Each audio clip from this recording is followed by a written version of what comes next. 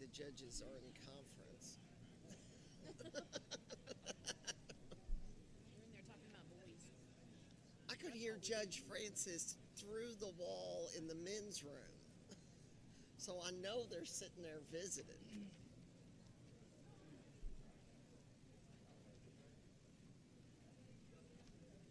All right. Okay, we're about to go. Alright. Okie dokie. It's gonna be a bumpy ride. It always is, but we get to the landing eventually. What's the name of the restaurant we're going to? Katie Seafood. You're going to love it. The 224th meeting of the Texas Board of Criminal Justice is called to order in accordance with Chapter 551 of the Texas Government Code, the Open Meetings Act. During this meeting, the board will be conducting business from the agenda posted in the Texas Register. Members of the board present for this meeting include Vice Chairman Darylyn Perriman, Secretary Pastor Larry Miles, members Mano de Ayala, Judge Faith Johnson, Judge Molly Francis, Eric Nichols, Ambassador Sishan Siv, and Dr. Rodney Burrow. A quorum of the board is present, and the meeting is now declared open. It is 1:31. Pastor Miles, will you open up our meeting with the word of prayer? Yes, sir. Join me in prayer. Father God, we thank you, Lord, for your mercy that's new upon us every day, for your grace that is sufficient for us. Lord, we thank you for the privilege to serve you and the great state of Texas in this manner, Lord God. Lord, today we pray for wisdom to be about your business. Lord, we pray for our employees and their families, Lord. We pray for our inmates and their families, Lord God. Continue to bless us. We pray in Jesus' name. Amen. Pastor Miles. As a courtesy to speakers and guests in the meeting, please turn electronic devices to the silent or vibrate mode. Thank you. Do we have any public officials or their staff representatives visiting today? Seeing none, I still want to say thank you very much for your support. It is greatly appreciated. The Texas Board of Criminal Justice is committed to providing an opportunity for public presentations on posted agenda topics as well as public comments on issues within its jurisdiction as provided in Board Rule 151.4. Persons interested in speaking at today's meeting were required to complete and submit a registration card at least 10 minutes prior to the meeting's posted start time. As speaker registration cards were only received for the public comment period, I will forego reviewing procedures until that time. And now let us turn to recognitions.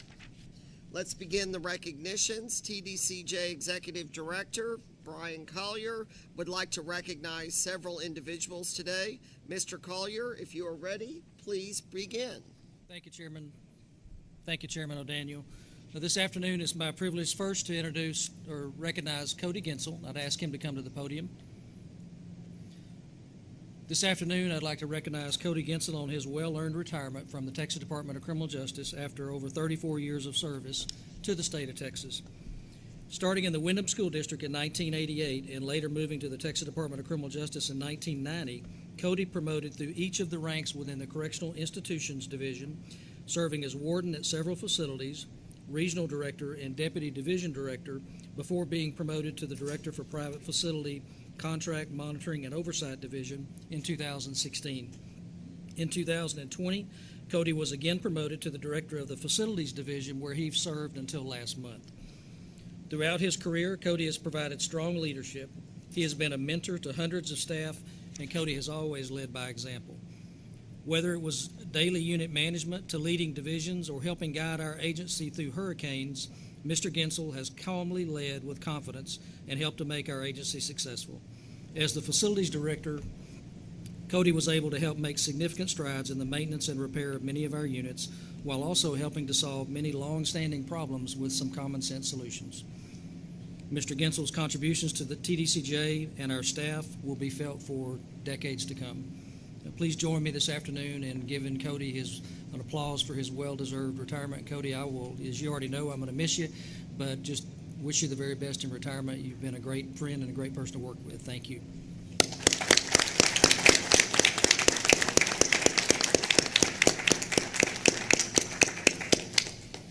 Well, Chairman O'Daniel, Mr. Collier, members, thank you for the opportunity to serve for so many years. It's been just an incredible journey, and having the opportunity to serve not only you, but the staff that's in the field, our inmate population, and the great citizens of the state of Texas has been a true honor, and I thank you for all of those years, and the opportunity to do that has just been incredible, and certainly going to miss everybody, but looking forward to retirement. So thank you very much. Yes, sir. Congratulations, Mr. Dixon. I just want to say congratulations on your retirement. I'm going to miss you too. We've worked for several years together as well, but I want to wish you happy hunting and fishing. So Absolutely. you have a good time. Yes.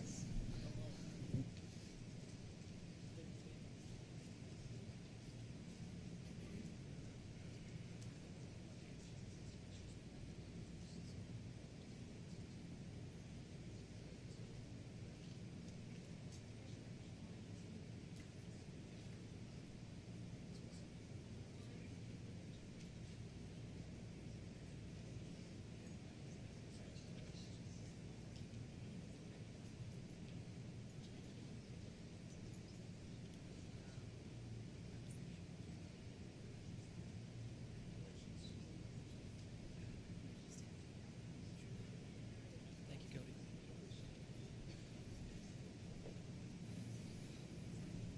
Mr. Collier, you can continue. Thank you, Chairman O'Daniel. I'd now like to ask Ron Hudson if he would please come to the podium. As Mr. Gensel leaves the Facilities Division, I'd like to recognize Mr. Hudson on his recent promotion to the Director of the Facilities Division. Mr. Hudson began his career in 1992 as a correctional officer at the Huntsville unit after graduating from Sam Houston State University with a bachelor's degree in business administration. In 1998, Ron was promoted to the Manufacturing, Agribusiness, and Logistics Division as an accountant and later promoted to Division Manager for Garment and Textiles. In 2011, Ron was promoted to Division Manager of Transportation and Supply, and in 2012, he was promoted to the Correctional Institutions Division as the Director of Laundry, Food Service, and Supply. In 2017, Mr. Hudson was promoted to the Manufacturing, Agribusiness, and Logistics Division as the Deputy Division Director, and in 2021, he was promoted to the Deputy Division Director for the Facilities Division. As you can tell by the long list of promotions, Ron has been and continues to be someone who gets things done. Many of us all remember during the pandemic that Ron's ruthless work to help ensure that each and every one of us had the things and the tools that we needed to protect ourselves during the pandemic. His work ethic, his perseverance, and his loyalty to our agency have been evident throughout his career, and he will serve us well as he assumes this new role. Please join me this afternoon in congratulating Mr. Hudson on his well-deserved promotion to Director of the Facilities Division.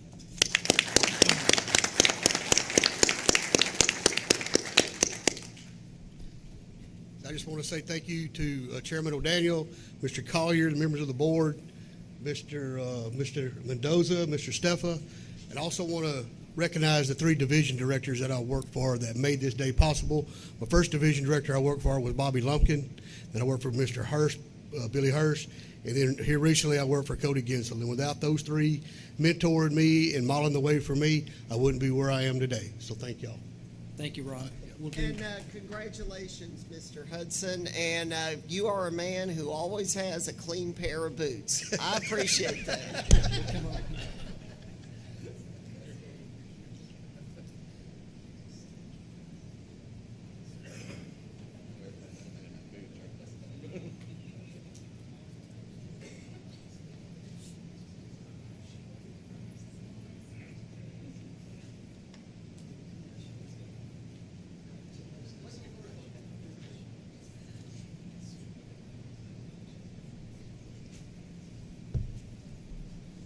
Mr. Collier, please continue. Thank you, Mr. Chairman. I'd now like to ask Andy Barbie if he could please come to the podium. Today I want to recognize Andy Barbie on his attainment of 15 years of service to the state of Texas. Andy joined TBCJ in 2019 as the newly created Director of Research and Development for the agency.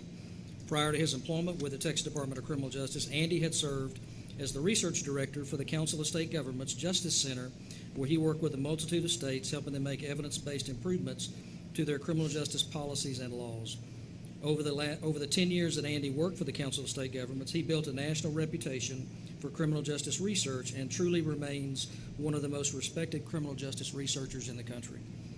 Prior to his service with the Council of State Governments, Mr. Barbie worked for the state of Texas in research roles at the Texas Office of Court Administration, Texas Health and Human Services Commission, and the Texas Criminal Justice Policy Council. Since joining TDCJ, Andy has hit the ground running, providing our agency with COVID-related 19 research, as well as a lot of research on a variety of key issues such as employee retention, inmate self-harm, and many other topics that we have thrown at him. His talent was quickly recognized by our team, and he regularly provides sound research and advice to agency leadership and division directors. Please join me this afternoon in congratulating Mr. Barbie on his attainment of 15 years of state service, and we hope it's only 20 to 25 more before we're saying retirement for Mr. Barbie. So thank you, sir.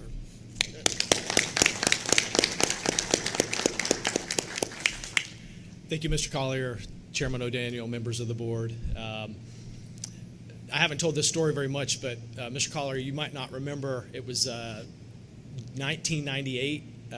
Dr. Fabello was doing one of his big group sessions, and at that time, Mr. Collier was with the parole division, I believe, and you made an effort to introduce yourself to me. You had no reason to. I was just some young, dumb kid, and that really made an impression on me, and ever since then, I've wanted to work for the Texas Department of Criminal Justice, and it's been the best move that I've ever made. I'm going to try to catch Mr. Mendoza in terms of years of service, but I might not ever catch him because he's never going to quit. So, but thank y'all so much, and I love this family. Thank you. Thank you. Congratulations.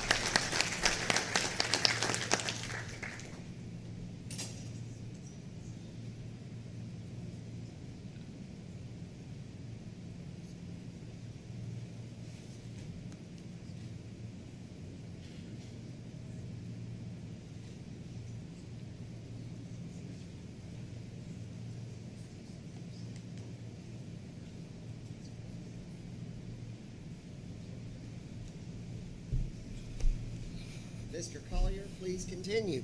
Thank you, Chairman. My final recognition, I would like to ask Michael Bates if he could please come to the podium.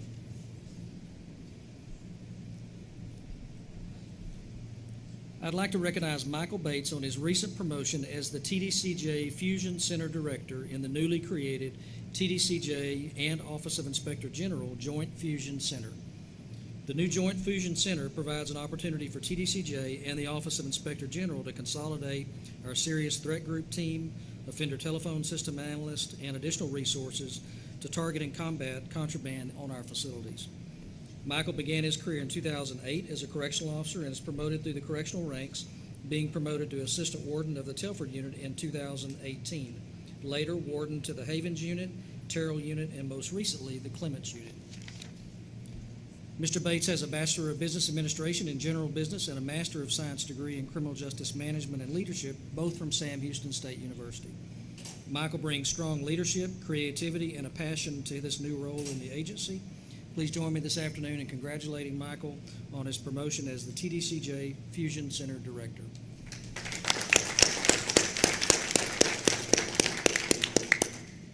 I'd just like to say thank you, Mr. Collier, Chairman O'Daniel, and the board for this opportunity. I'm excited and honored to be a part of the Fusion Center.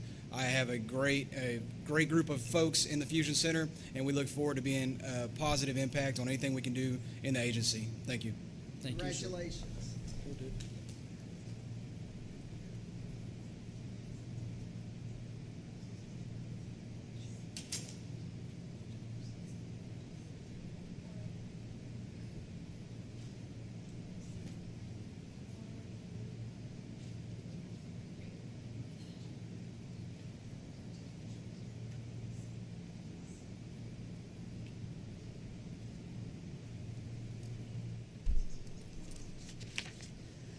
The next recognition will be presented by Chief Financial Officer Ron Steffa.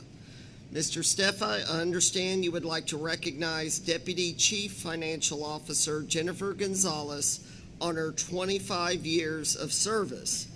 Ms. Gonzalez, please join us at the podium.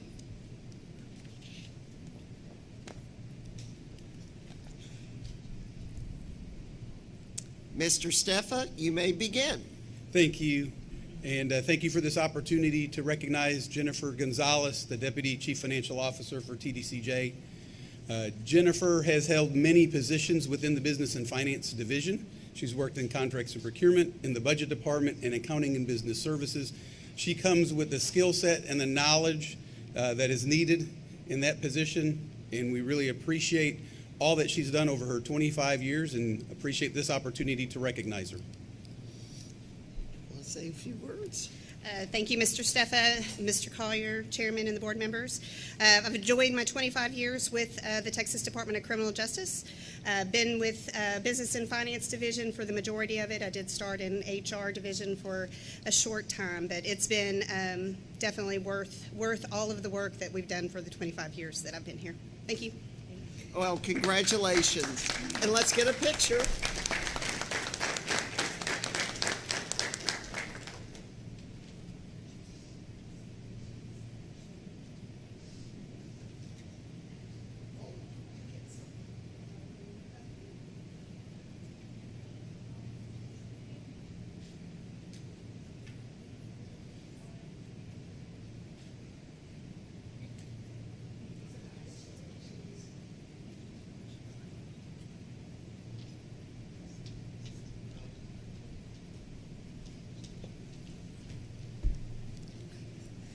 The next recognition will be presented by Correctional Institutions Division Director Bobby Lumpkin.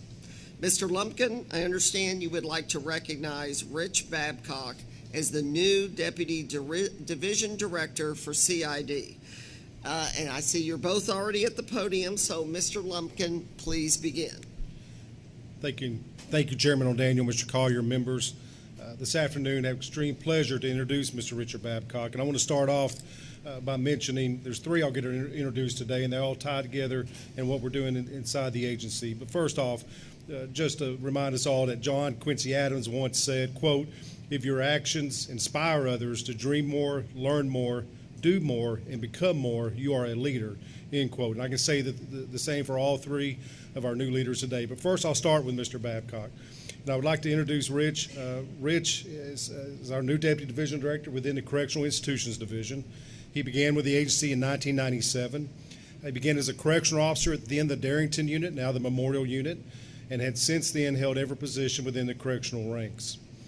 He recently held the position as Director of Laundry Food Service and Supply.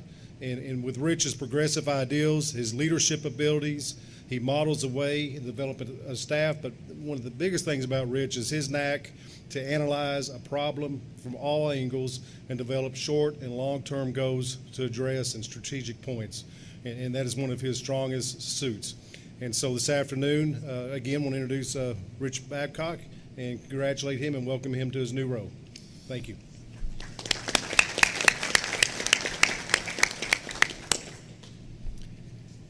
Mr. Collier, Chairman, esteemed members of the board, I'm honored and humbled to be here, and I'm just looking forward to keep serving our staff, our leadership, and working hard to make a difference for those men and women in our custody. But thank you. And congratulations. Let's get a picture.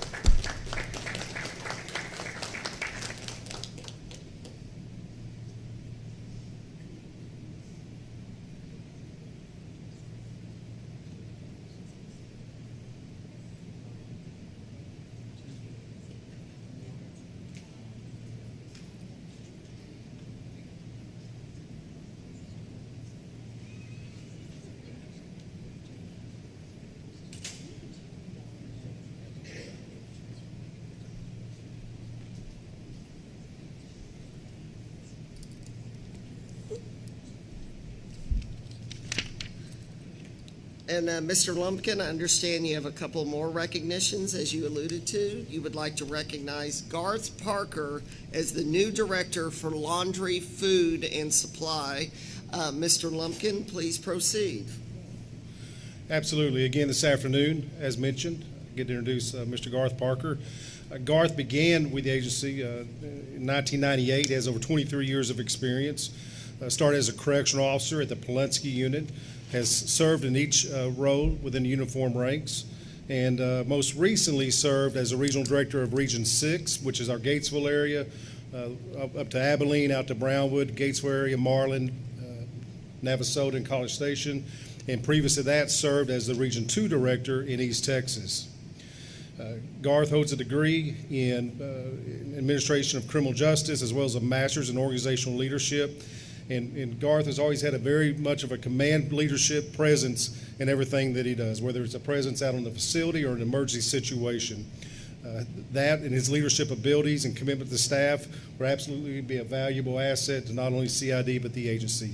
Again, please welcome and congratulate Garth Parker.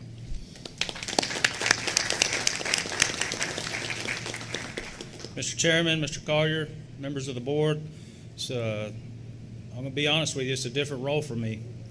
And it's going to be a new, exciting, challenging time in my career. I believe it's going to help me grow. We've got a lot of new initiatives that are coming out. You and I have had those discussions, and we'll continue to have those discussions, and I'll not only meet but exceed your expectations. So thank you very much. Well, and congratulations, and I'm looking forward to working very closely with you over the next time. So Absolutely. Let's get a picture taken.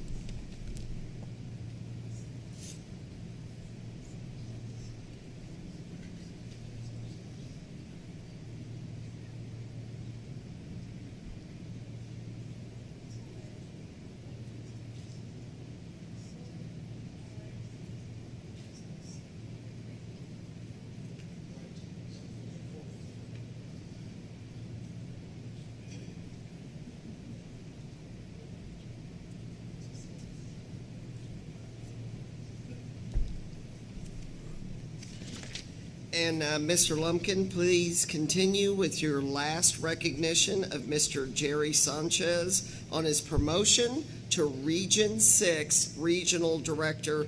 Mr. Lumpkin, please proceed. Thank you. Again, this afternoon, I have the extreme pleasure to introduce, as you mentioned, Mr. Jerry Sanchez, our new Director of Region 6. As previously mentioned with Mr. Parker, he does take over the Gatesville area, the Abilene area, Navasota, Bryan, College Station. And Jerry began his career with the Conley unit in 1995 and has also held every rank within the uniform ranks in TBCJ CID. He has an extensive security knowledge, innovative vision, and dedication to the staff and agency mission. He has been and will continue to be an asset. Jerry is often called upon not only to tackle challenges with facilities as he transitions in, but he's also been called upon for some special projects within the agency and been instrumental in changing and impacting culture. And we're looking really forward to having Jerry up in the Gatesville area and in this leadership role with CID. Again, present Jerry Sanchez.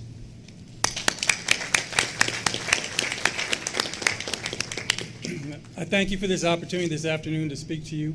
First and foremost, I want to thank the good Lord for giving me the opportunity to serve as a Region 6 Director. I want to thank my wife for the continued support and my family. And I want to thank you, Mr. Collier, Mr. Mendoza, Mr. Lumpkin, Mr. Martinez, Mr. Guerrero, and Mr. Babcock for this opportunity. I pray and am excited to continue and to contribute the success of our agency in helping change our culture by humanizing corrections, as well as raising the level of heightened security so that we can fulfill our #1 mission, public safety. So thank you so much. Thank you, and let's get a picture.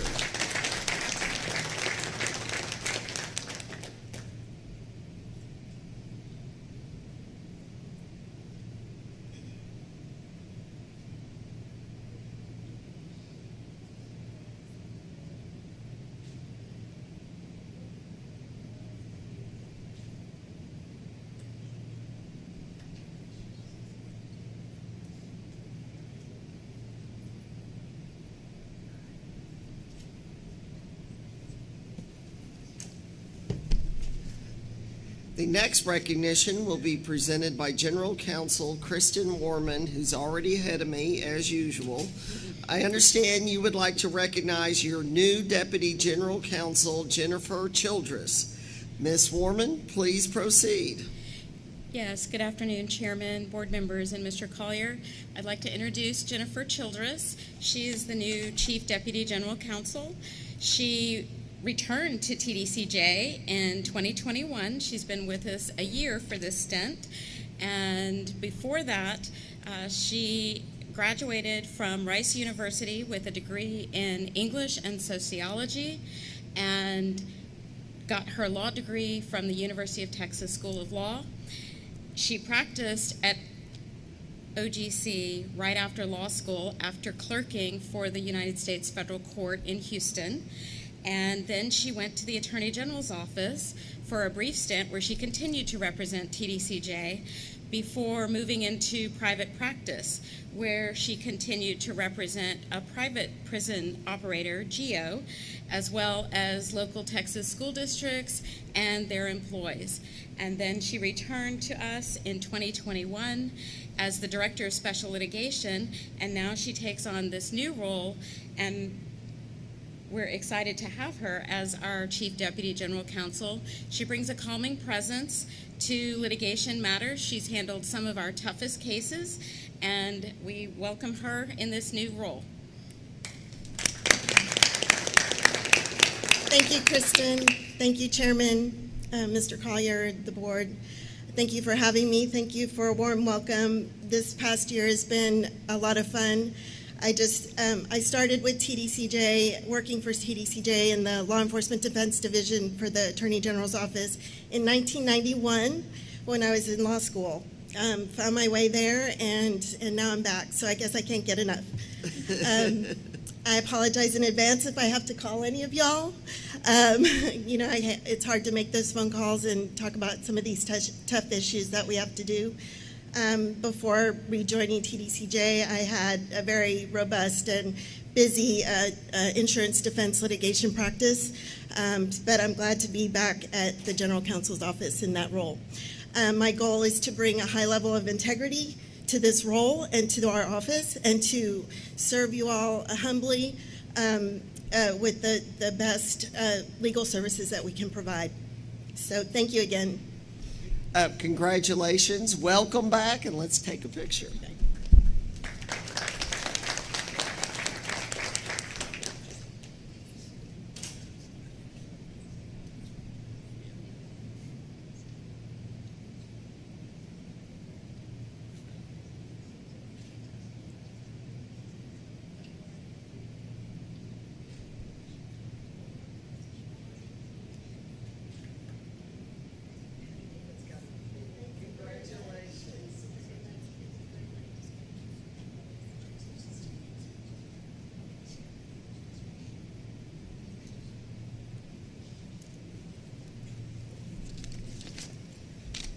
The Texas Board of Criminal Justice recognizes TDCJ employees who have dedicated 25, 30, 35, and 40 years of service to the state of Texas. These individuals represent the strong commitment of this agency's staff system-wide. I, along with my fellow board members and Executive Director Brian Collier, express our deepest gratitude for their continued service. During the months of July and August 2022, 63 employees attained 25 years of service, 39 employees attained 30 years of service, 12 employees attained 35 years of service, 6 employees attained 40 years of service, and 1 employee attained 45 years of service. Today, I would like to individually recognize the employees that have attained over 40 years for their dedication and service. Brenda Sanchez. Brenda Sanchez has over 40 years of experience with the Texas Department of Criminal Justice, beginning her career in 1981 in the Social Services Department. In 1983, Ms. Sanchez transferred to the Windham School District, but returned to the TDCJ in 1984, where she worked in the UTMB Health Services Division's Mental Health Department as a clinical social worker. Ms. Sanchez later transferred to the Inmate Grievance Department within the Administrative Review and Risk Management AARM Division in 1998 and held the position of Grievance Analyst until she retired in 2011. Ms. Sanchez returned to the AARM Division in 2012 as a clerk in the Use of Force Department, where she continues to serve the agency to this day as an administrative assistant for. Brenda Sanchez is an asset to the Armed Division and has proven to be a dependable, hardworking employee.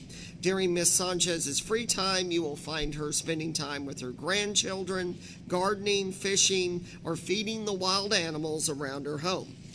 Clegg DeWalt was hired by TDCJ on August 16, 1982. A graduate of Sam Houston State University, it was a requirement at the time to work as a correctional officer at a TDCJ unit for a year before being transferred to the accounting department. He was allowed to serve that year in security at the Huntsville Walls unit, where his grandfather was a warden in the 1930s. It was a very rewarding experience, one that will always be remembered. Over the years, his job titles have consisted of Manager, Compliance and Review Section, Auditor 3, Compliance and Review Section, Accountant 1, 2, 3, 4, and Chief Accountant 1, Fixed Assets, General Accounting Sections. Correctional Officer 1, 2, and 3, Huntsville Walls Unit. Clegg and his wife, Ernestine, reside in Trinity, Texas. His passion for community service is exemplified by being a member of the City Council, Deep East Texas Council of Governments and Economic Development District Board, and a deacon in his church. His personal creed is, start where you are, use whatever God-given talents you possess, and contribute to the betterment of mankind. His professional goal is to be the best employee that he can be and always represent the agency in the best possible manner. A noteworthy accomplishment is Compliance and Review's creation of and successful implementation of the division-level risk-based audit process. But he is well known throughout the agency for his goldenrods, a term used to describe audit findings issued from his office. Noteworthy achievements in chronological order are being chosen to attend the Management Development Program at the Governor's Center for Management Development and the Texas State Agency Business Administrators Association Conference, being presented 35 Years Service Award by Mr. Collier and Mr. McGinty. Mark Twain is quoted as saying, "Find a job you enjoy doing and you will never have to work a day in your life," and this saying exemplifies Mr. DeWalt. Next is Rogelio Naranjo. Began his career with the Texas Department of Criminal Justice in March 1982 at the Eastham Unit, now known as the Wainwright Unit. He later transferred to the Ellis I and Ellis II units in 1984 before promoting to sergeant in 1986 at the Beto Unit. In 1988, Mr. Naranjo promoted to lieutenant at the Skyview Unit, where he held that title until promoting to captain in 1996. After 19 years and 6 months of service, Mr. Naranjo retired in December 2001. He returned to the Cofield Unit as a Correctional Officer 5 in April 2002 before transferring to his current unit of assignment, the Powledge Unit. Officer Naranjo has been a certified Spanish interpreter for the TDCJ for 15 years. In addition to his time with the agency, he also has 23 years of military service in the U.S. Army. Thank you for your service. He is a hardworking, dedicated employee and father to 3 daughters, ages 21, 24, and 27. Next, Pandora Cawley has over 30 years of experience with the Texas Department of Criminal Justice. Mrs. Cawley graduated from Lamar University at the age of 19 and in March of 1992 began her career with the TBCJ as a correctional officer at the Retrieve Unit, now known as the Wayne Scott Unit. In 1999, she transferred to the Hutchins State Jail as a Correctional Officer 3, and in 2008 promoted to the Administrative Review and Risk Management Division as a law librarian, where she is still currently serving the agency. Mrs. Cawley has proven to be an asset to the Armed Division as she also assists with the counsel substitute duties at the Hutchins Unit. In her free time, Mrs. Cawley enjoys spending time with her family by attending local theater plays and traveling. Next, Lieutenant William Matthews has served the Texas Department of Criminal Justice for the last 40 years, with 38 of those years being assigned to the field force on the Joe F. Gurney Unit and the George Beto Unit. Lieutenant Matthews began his career in 1980 at the Eastham Unit in Lovelady, Texas, now known as the Wainwright Unit. He transferred to the T.L. Roach Unit in 1991 and worked there until his transfer to the Boyd Unit in 1992. A year later, he transferred to the Gurney Unit. While at the Gurney Unit, he promoted through the ranks of the Field Force and currently holds the position of Field Force Lieutenant, which he plans on holding until his retirement in 2024. Lieutenant Matthews is married to Mrs. Rosalinda Matthews, who has been employed with the TBCJ for the last 20 years. Lieutenant Matthews and Mrs. Matthews have been married for the last 8 years, share 4 kids, and are looking forward to a lifetime together. Lieutenant Matthews loves hunting and fishing, but emphasizing hunting is at the very top of the list. It's all in capitals, so I hope I got that right. Next is Officer Virginia Sassy, who began her career with the agency in January 1982, opening the Hilltop Unit. At the time, Hilltop was designated as a boys' camp. There were no fences or parking lots. For 6 months, Officer Sassy was only allowed to work in a portable picket before herself and 6 other female staff were transferred to night shift at the Valley Unit. In 1984, she was transferred to Hackberry Unit and Sycamore, which at the time was also a male facility, where she remained until all the male inmates were transferred to Alfred Hughes Unit. By the way, all those other units are now part of the Crane Unit. In 1990, Officer Sassy transferred back to the Hilltop Unit, where she worked as an education officer until her retirement in 2002. However, 5 months later, she returned to the agency at the Mountain View Unit, where she remained assigned for the next 18 years. In 2020, Officer Sassy returned to the Hilltop Unit, where she is currently assigned. It is an honor and great privilege to have an outstanding, dedicated employee who has shown loyalty and commitment to the agency in the state of Texas, and in doing so, we would like to congratulate and thank Officer Virginia Sassy for 40 years of service with the Texas Department of Criminal Justice. Finally, Carlos Charlie Valdez began his career with the Texas Department of Criminal Justice on March 18, 1977, as a clerk at the Administration Building in Huntsville, Texas. In September 1978, he was assigned to the Boyd Unit as a correctional officer and worked diligently to be promoted to sergeant.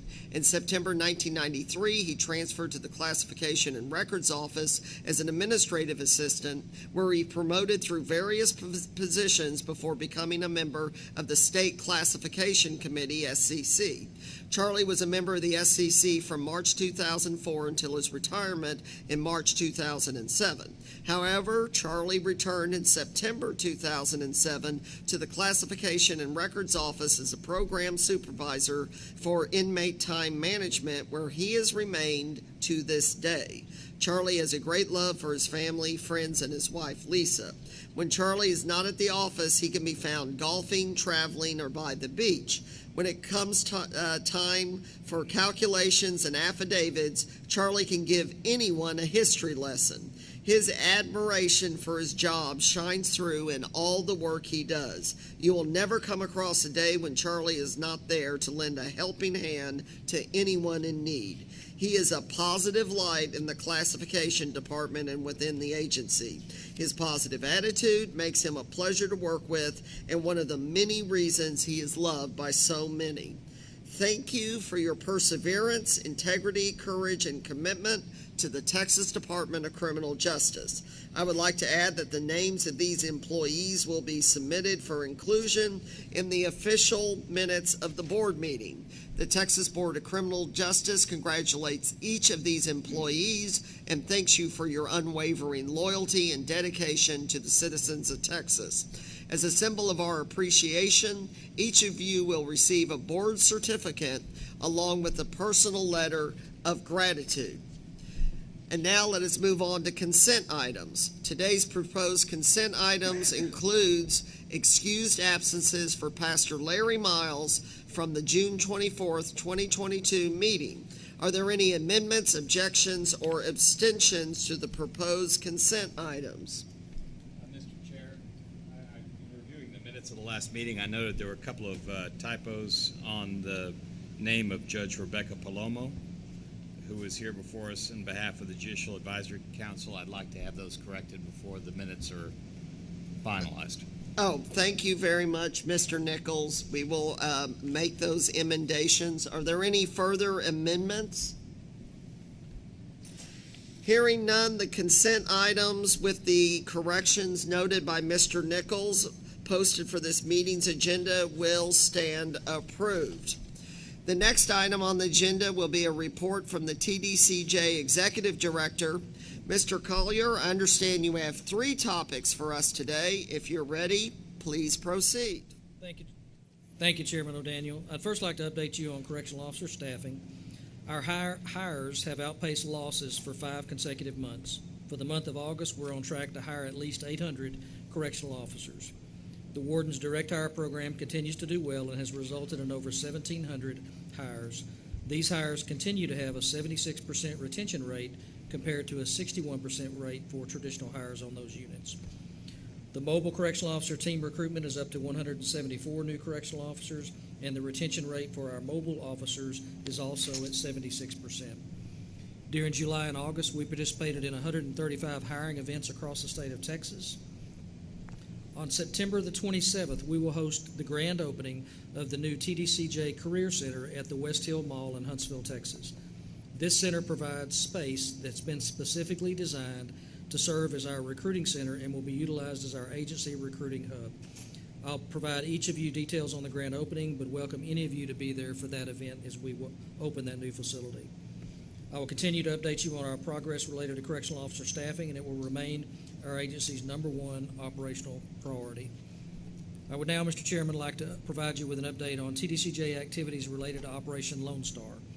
In the summer of 2021, TBCJ began our involvement with Operation Lone Star with the conversion of the Briscoe unit in Dilley, Texas to a jail facility to house detainees arrested for state misdemeanor offenses. Since then, we added the conversion of the Segovia unit near Edinburgh, Texas, and stand ready to convert the Lopez unit in Edinburgh if necessary. TBCJ staff have also helped stand up a processing center in Del Rio, Texas, and are providing transportation resources from the Del Rio and Falfurus processing center to the Briscoe and Segovia units. Since we began assisting in Operation Lone Star, we've housed and processed more than 5,500 detainees and are currently housing just over 800 detainees. In early July, our resources were called on again to assist in the daily transportation runs near Eagle Pass, Texas, to assist the Texas Department of Public Safety in moving detainees to a processing area near Eagle Pass. Thus far, we have provided just over 5,000 detainee transports as we've made multiple runs in that process. The TBCJ Pallage Unit has also assisted in Operation Lone Star by manufacturing over 32 miles of fence that has been utilized on the border. I'd like to take this time to publicly commend our staff for their hard work and dedication to help make all these operational changes possible. Lastly, Chairman and members, I want to take a moment and thank each of you for taking time to individually meet with us over the past 2 weeks to review the 2023 budget and our 2024-25 legislative appropriation request. Your time and attention to the details of our request are greatly appreciated. I want to publicly thank Chief Financial Officer Ron Steffa, Deputy Chief Financial Officer Jennifer Gonzalez, Budget Director Rebecca Waltz, and all the staff of the Business and Finance Division who have spent countless hours preparing the request. Their hard work in preparing the request happens as they, by the way, continue to do the daily heavy lifting of managing our budget operations in the agency. Thank you all for all of your hard work. Chairman, that concludes my remarks. Thank you, Mr. Collier. Are there any questions or comments from the board? Hearing none, the next item on the agenda is the chairman's report. Good morning. Good morning. Good afternoon.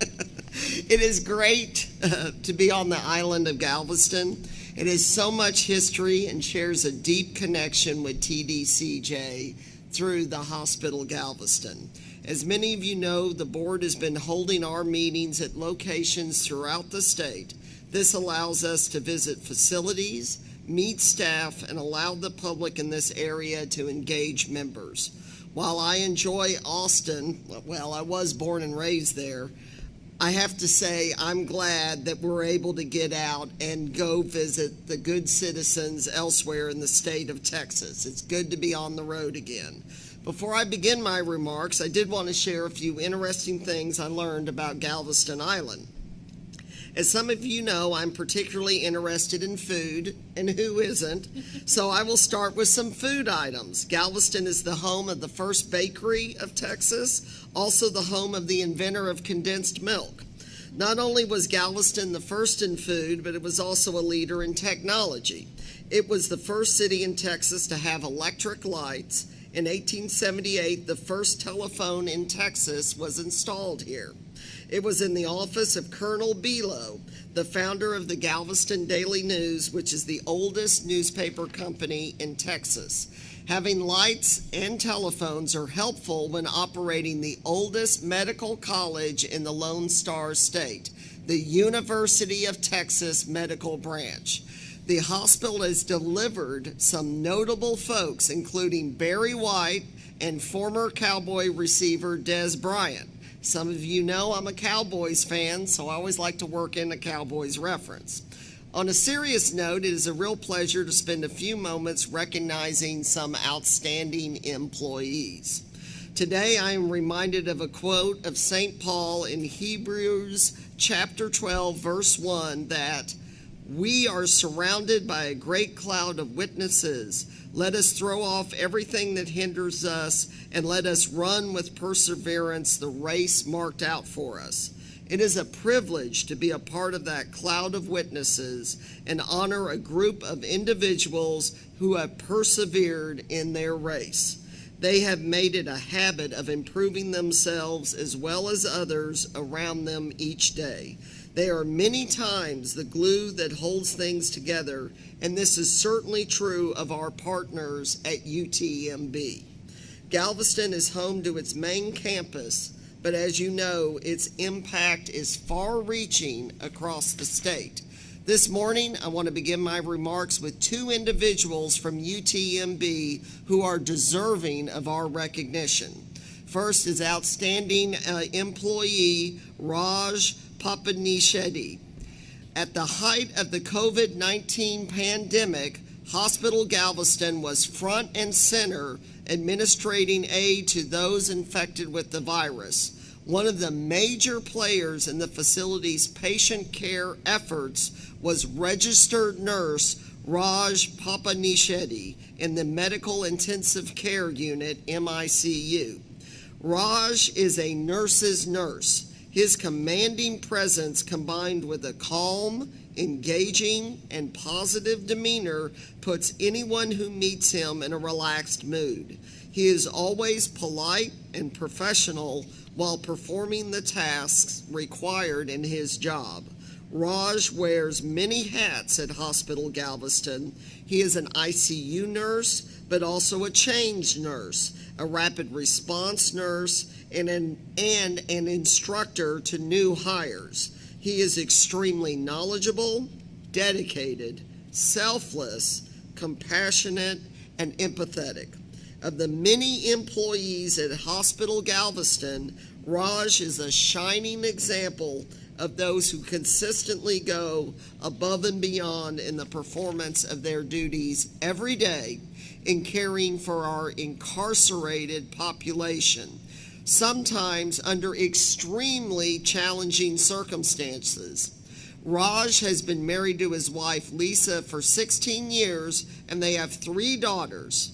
Leanne, age 13, Linnell, age 10, and Hannah, age 7. Is Raj here, still here today? He had to go to pick up, pick up his daughter. But we have a plaque that we'll, or a certificate that we'll get to Raj.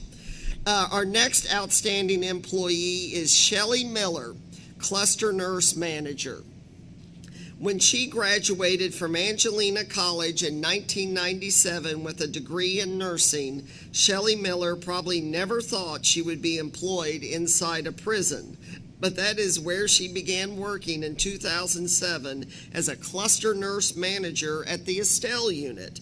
Shelley began her career as a registered nurse with an associate degree in nursing in 2018. She achieved a Bachelor of Science degree in nursing from the University of Texas at Arlington.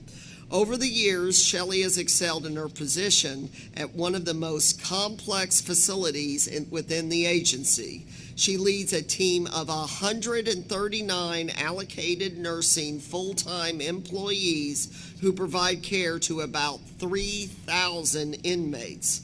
Shelley has persevered through unprecedented challenges over the past couple of years, including the COVID-19 pandemic, several weather-related events such as the February 2021 winter storm, and a nationwide nursing shortage.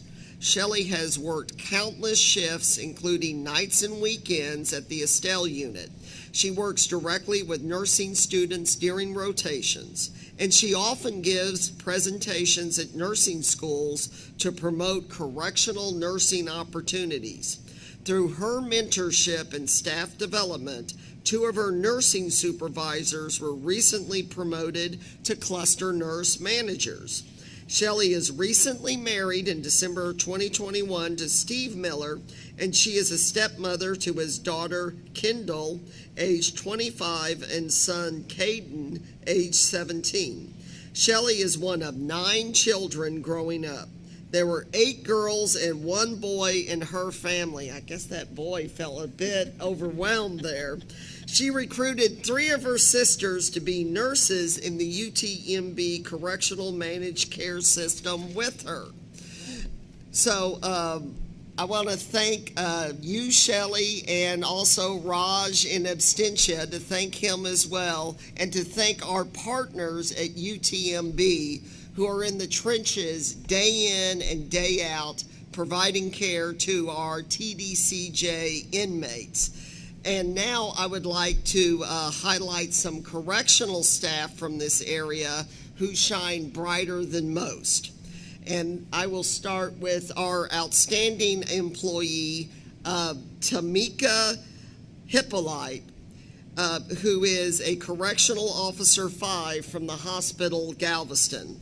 Over 2 decades of employment with the Texas Department of Criminal Justice is an accomplishment that not many can boast. Tamika Hippolyte, a Correctional Officer 5 at Hospital Galveston, is one who can and with pride for the work that she has done. When Tamika was 20 years old in 1998, she began her career with the agency at the Larry Gist Jail in Beaumont. After 19 months there, she transferred to Hospital Galveston to be closer to home. After 9 years there, she transferred to the Carol S. Young Medical Facility, where she was assigned as a kitchen officer. She was there for 3 years before returning to Hospital Galveston. She is currently assigned to the Special Services Department at Hospital Galveston, where she is the lead dispatcher and provides critical services so the facility can operate efficiently. Officer Hippolyte's years of experience and knowledge have proven to be valuable in her passing and excelling at various things and positions and trainings within the agency. She is a single mother who is very proud of her 3-year-old son, Tayden.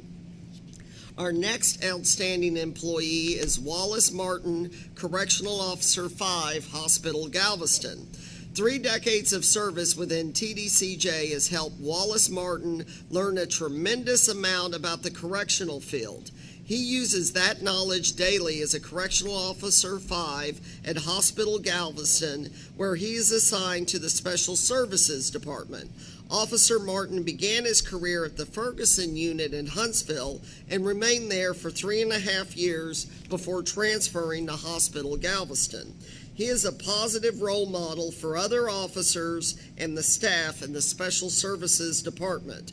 His supervisors note that he goes out of his way to help others and maintain a positive work environment.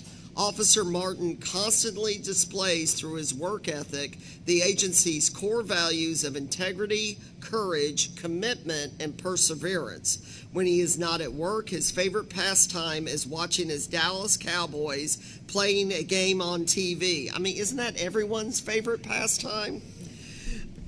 Wallace has been married to his wife, Renee, for 23 years. They have 3 sons, Scott and Stephen, who are twins, age 32, and Kyle, age 25. They also have 7 grandchildren. Next outstanding employee is LaVon Cooper, Correctional Officer 5, Hospital Galveston. For the last 37 years, Correctional Officer LaVon Cooper has served as a positive role model for many of his contemporaries.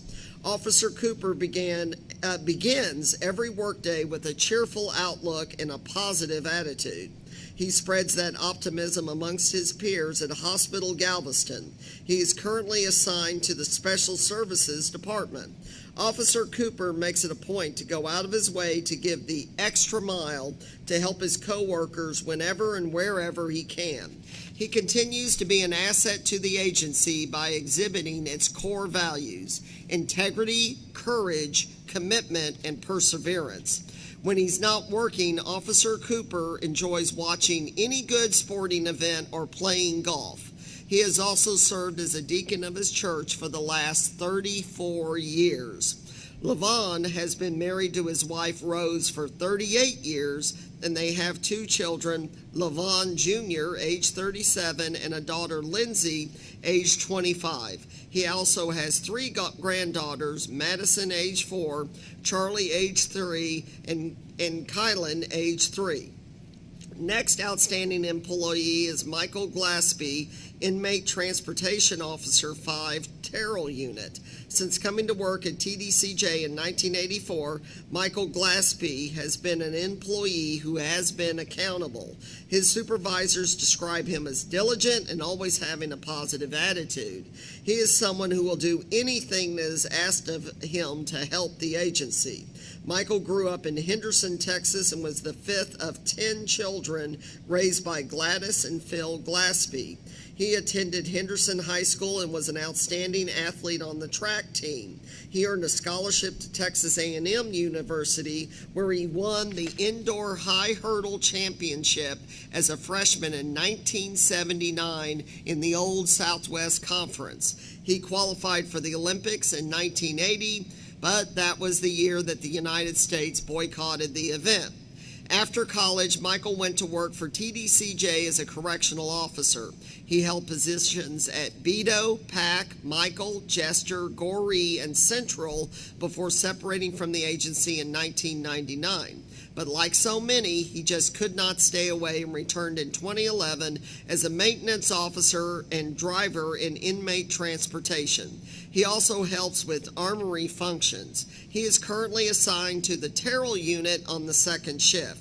Michael says the most important part of his job is making sure that everything is secure and keeping a close eye on the inmates when they are being transported from one location to another. I am certain he has made the trip to Galveston many, many times. He enjoys mentoring young people who are starting their careers in the agency and showing them the dedication it takes to do their jobs well. He attributes much of his success to his mentors within the agency over the years. Michael is married to his wife, Tina, and they have 3 children, 2 sons, Michael and Adrian, and a daughter, Jadelyn.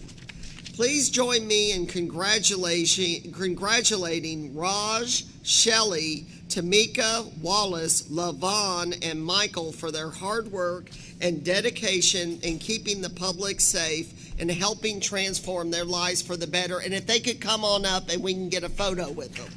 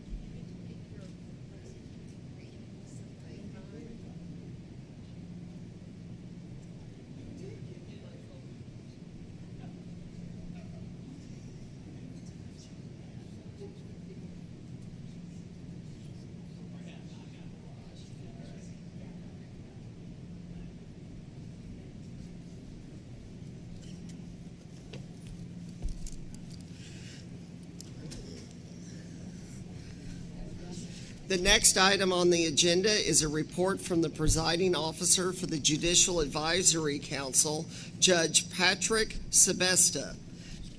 Thank you for joining. Oh, there we go, Judge. Thank you for joining us today. When you're ready, you may proceed.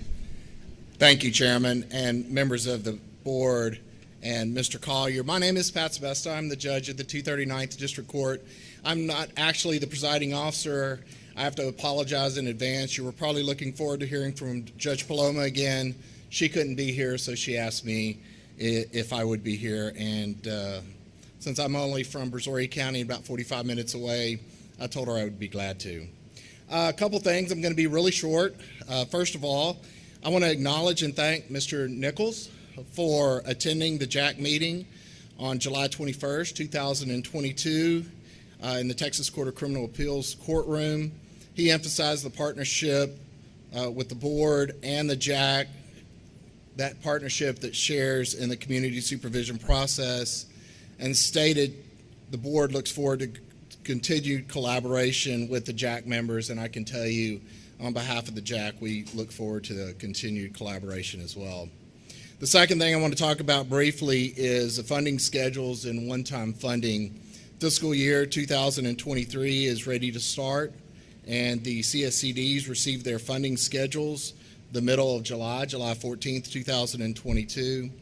Additionally, in September, $3.1 million will be distributed to the CSCDs via a basic supervision formula using excess of 6 months reserves as a separate one-time allocation.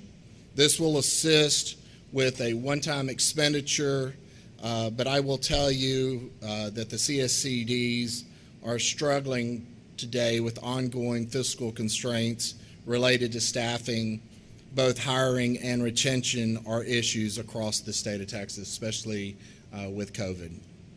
The last thing I want to visit with you about, and I know Mr. Collier's already probably talked about this issue, is TDCJ's legislative appropriations request and exceptional items request. Mr. Collier's legislative committee has collaboratively worked with agencies to identify funding needs in the adult supervision system. The JAC fully supports TDCJ's fiscal year 2024-2025 legislation appropriation request and exceptional item request. At the July 2022 meeting at the Texas Court of Criminal Appeals courtroom, both the Probation Advisory Committee and the Judicial Advisory Council passed resolutions in support of increased funding for the probation departments. The LARERs before you today will start the necessary process to helping the CSCDs. The JAC will support the board and TDCJ during the legislative session to gain funding for both probation and the agency's needs. So thank you again for having me, Mr. Nichols. Thank you again for being at the JAC meeting this past July.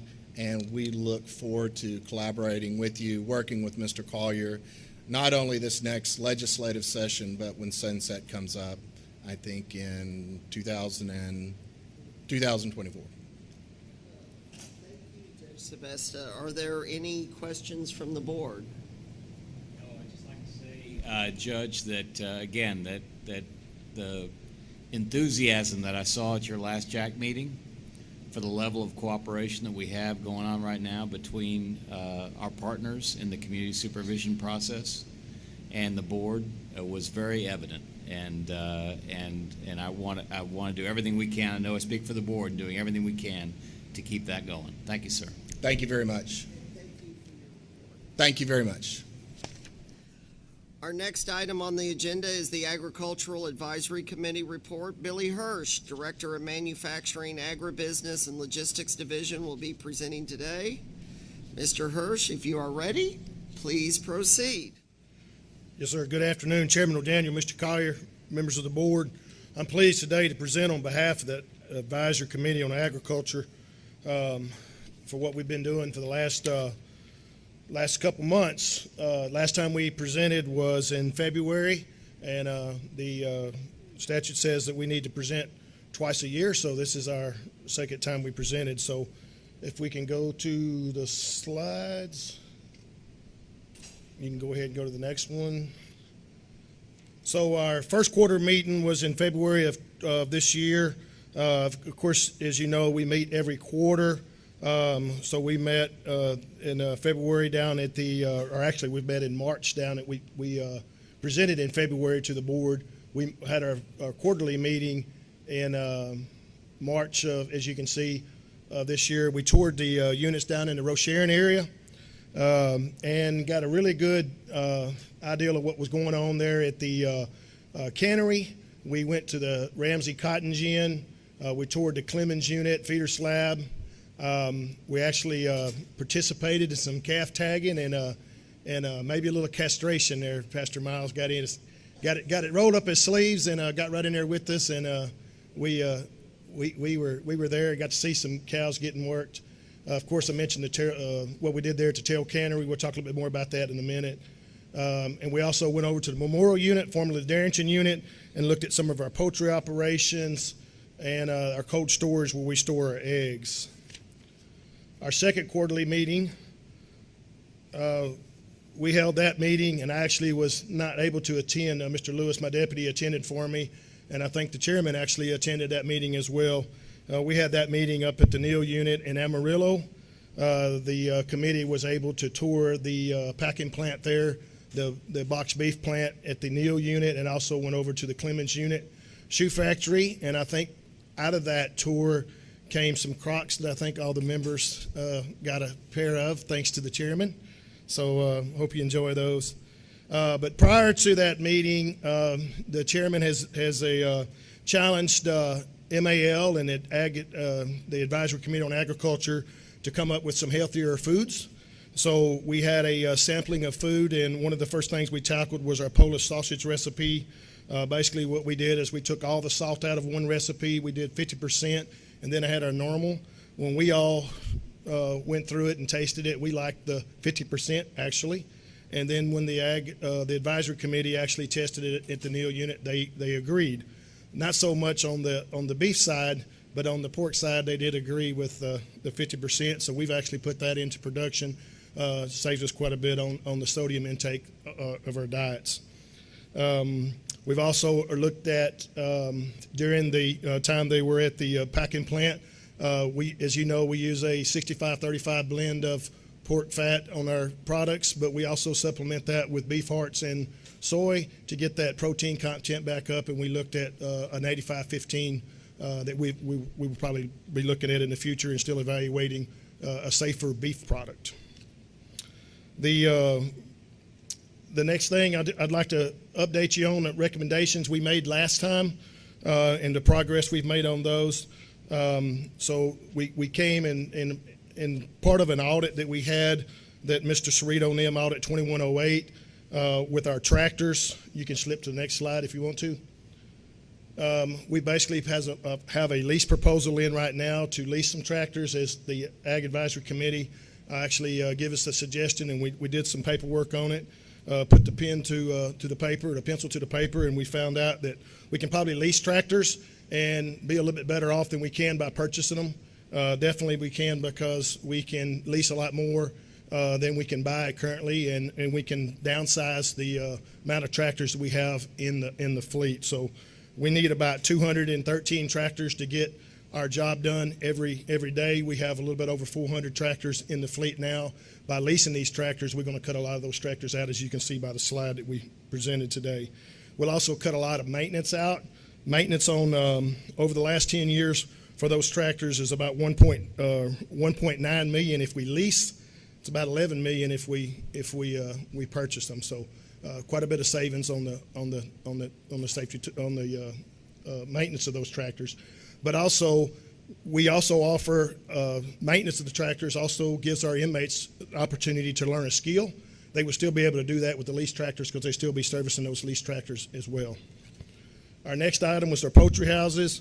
We're working with Mr. Hudson in his new role. It's the facilities division. We've had actually a couple of proposals out there. Not a lot of people in the poultry house business in Texas, so we're struggling to get a vendor, but we think we got some folks on the hook. We're looking to build 2 houses to increase our capacity by 100,000. We would then take about 30,000 of those offline on some of our houses that are very, very old, and we need to probably take those out of service.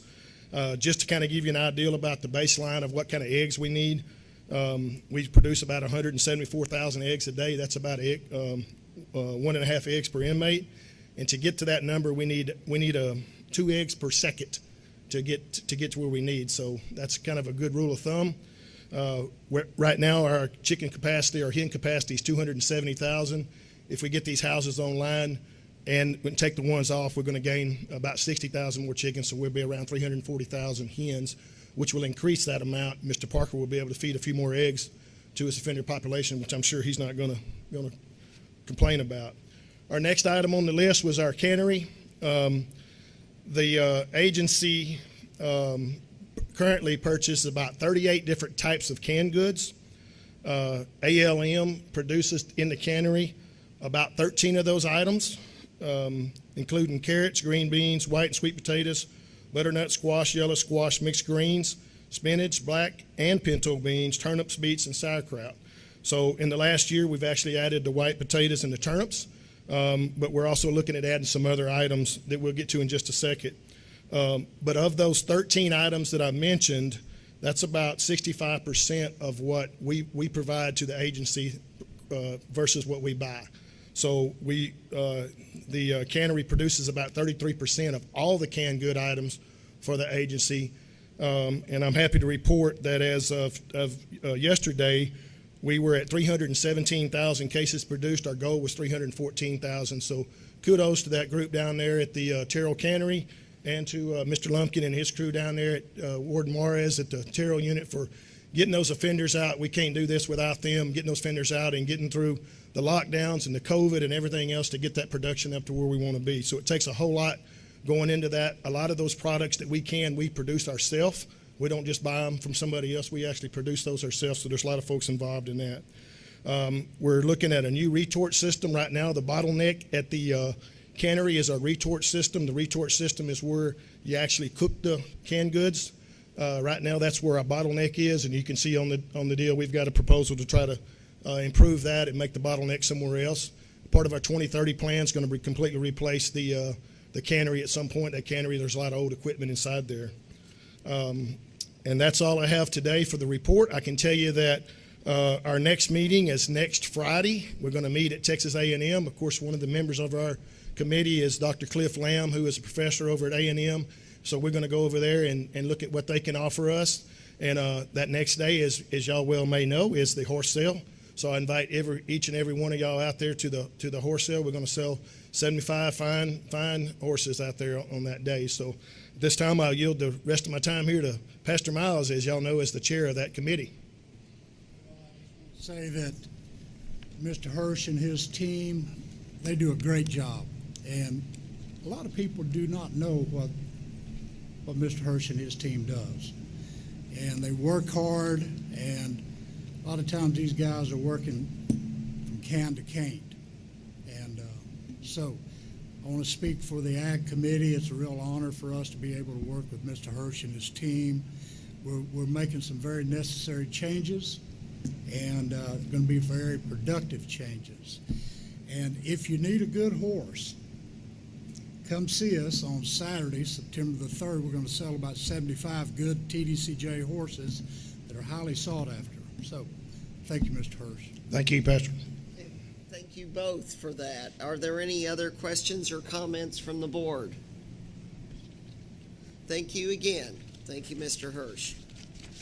The next item on the agenda is the discussion, consideration, and possible action regarding the proposed fiscal year 2023 annual audit plan. Internal Audit Director Chris Cerrito will be presenting. If you're ready, please begin. Yes, sir. Good afternoon again.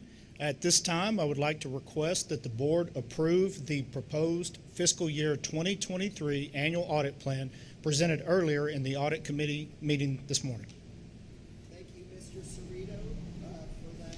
Are there any questions or comments from the board? Okay, thank you. Do I have a motion? Sir, I move that the Texas Board of Criminal Justice approve the internal audit plan for fiscal year 2023 and authorize the internal audit director to perform audit work outside of the audit plan if the director deems deviations are warranted, documented as required by the Texas Internal Auditing Act, and presented to the board at its next scheduled meeting. I have a motion. Is there a second? Second. A motion has been made. It has been seconded by Dr. Burrow. All those in favor say aye. Aye. Opposed? Motion passes. Thank you, Mr. Cerrito. Thank you. The next item is discussion, consideration, and possible action regarding the TBCJ fiscal year 2023 proposed operating budget and fiscal years 2024-2025 legislative appropriations request. Over the last month, each board member individually met with TBCJ's finance leaders and reviewed the details of the fiscal year 2023 proposed operating budget and fiscal years 2024-2025 legislative appropriations request. These budget plans were a result of many months of preparation and meetings with leadership offices including the heads of the board oversight programs, namely the Independent Ombudsman, Inspector General, Internal Audit, PRIA Ombudsman, and the State Council for Offenders on the needs of the agencies. Chief Financial Officer Ron Steffa will be presenting. Mr. Steffa, you may proceed. Thank you, Chairman, committee members, Mr. Collier. I appreciate the time we spent this morning also going over the budget in the Business and Finance Committee meeting. The fiscal year 2023 budget provides level funding for all agency operations and is consistent with the legislative decisions made last session. It totals $3,546 million for the year. In accordance with the instructions and the policy letter that was provided by the Legislative Budget Board and the Office of the Governor, our 100% base request for fiscal year 2024 is in the amount of $3,496 million, and for fiscal year 25, the base request is $3,484 million. Any requests above that base is as an exceptional item, and I know we covered them this morning, so I will briefly go over them. They are to continue funding for the approved 15% pay raise for correctional officers, a 15% pay raise for parole officers, 10% pay raise for other agency staff, funds for correctional managed health care to maintain current levels of operations, provide a 15% market adjustment to add additional medical and mental health positions, and to provide for the replacement of capital equipment. The next item is for Community Supervision and Corrections Department, and it would provide funds that would allow them to provide a 15% pay raise for community supervision officers, as well as a 10% pay raise for other CSCD staff, and to maintain their current levels of programming. The next item is for per diems for contracted facilities, as well as for the operations of the Bradshaw State Jail. The next item is funds to cover the increased costs that we're experiencing for food, fuel, and utilities. Another item would provide additional funding through our contracts with the local mental health authorities to allow them to increase staff pay as well as cover their operational expenses, to provide a new training facility, capital equipment replacements, vehicle replacements, computer replacements, video surveillance system updates, additional staff, and funds for continued operations for the Office of the Inspector General, as well as providing for replacement of vehicles within the Office of Inspector General. The repair and restoration of facilities, body-worn cameras for our maximum security facilities, radio replacement, cybersecurity enhancement, and the implementation of the Centralized Accounting, Payroll, and Personnel System, or CAPS.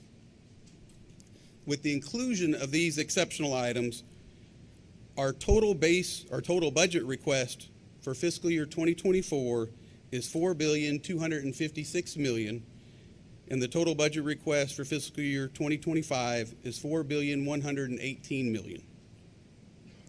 I appreciate the time that you spent and for your consideration of these items. Thank you, Mr. Steffa. Are there any questions from the board? Thank you. Do I have a motion? Yes, Mr. Chairman, I move that the Texas Board of Criminal Justice approve the Texas Department of Criminal Justice fiscal year 2023 operating budget and fiscal years 2024-2025 legislative appropriations request, which includes the board oversight program of the Independent Ombudsman, Inspector General, Internal Audit, PRIA Ombudsman, and the State Council for Offenders, as presented, and authorize the Executive Director of the Texas Department of Criminal Justice to make transfers as necessary and as authorized through the General Appropriations Act and other applicable laws. I have a motion. Is there a second? A motion has been made. It has been seconded by Judge Francis. All those in favor say aye. Opposed? Motion passes. Thank you, Mr. Steffa. And we will continue. The next item on the agenda is the discussion, consideration, and possible action regarding purchases and contracts over $1 million. Members of the board, I don't ordinarily vote unless it is to break a tie. However, my firm represents entities included in the purchases and contracts over $1 million. Therefore, I will not be taking action today on the purchases and contracts over $1 million. Mr. Steffa, if you are ready, continue. Thank you. Today I have one purchase to bring for your consideration. It is the renewal of an existing contract with Airmark Correctional Services, LLC. And this contract will provide food services for fiscal year 2023 at the Keegan's facilities. And I'll pause for any questions. Thank you, Mr. Steffa. Are there any questions? Food service has improved, correct? Yes, sir, it has. Okay. Thank you. Do I have a motion? Yes, Mr. Chairman, I move that the Texas Board of Criminal Justice approve the purchase and contracts over $1 million as presented. I have a motion. Is there a second? Yes, there's a second. A motion has been made, has been seconded by Judge Johnson. All those in favor say aye. Aye. Opposed? Motion passes. Please let the record show I abstain from voting on the purchases and contracts over $1 million. And thank you, Mr. Steffa. The next agenda item is the discussion, consideration, and possible action regarding Facilities Division construction project, request to install air conditioning system, building a GIST unit, Jefferson County, Beaumont, Texas. Facilities Division Director Ron Hudson will be presenting. Mr. Hudson, you may proceed. All right, thank you, Mr. Chairman O'Daniel, Mr. Collier, members of the board. In your agenda packet, you will see the job scope of a new project to install air conditioning system, Building A dorms at the GIST unit located in Beaumont, Texas. At the Business and Finance Committee, I briefed this new project, and I am now asking for the board's approval for a total program cost of $1,200,480. Thank you, Mr. Hudson. Are there any questions? Thank you. Do I have a motion? Yes, Mr. Chairman. I move that the Texas Board of Criminal Justice approve the request to install an air conditioning system, Building A, GIST unit, Jefferson County, Beaumont, Texas, as presented. I have a motion. Is there a second? A motion has been made. It has been seconded by Mr. Nichols. All those in favor say aye. Aye. Opposed? Motion passes. Thank you, Mr. Hudson.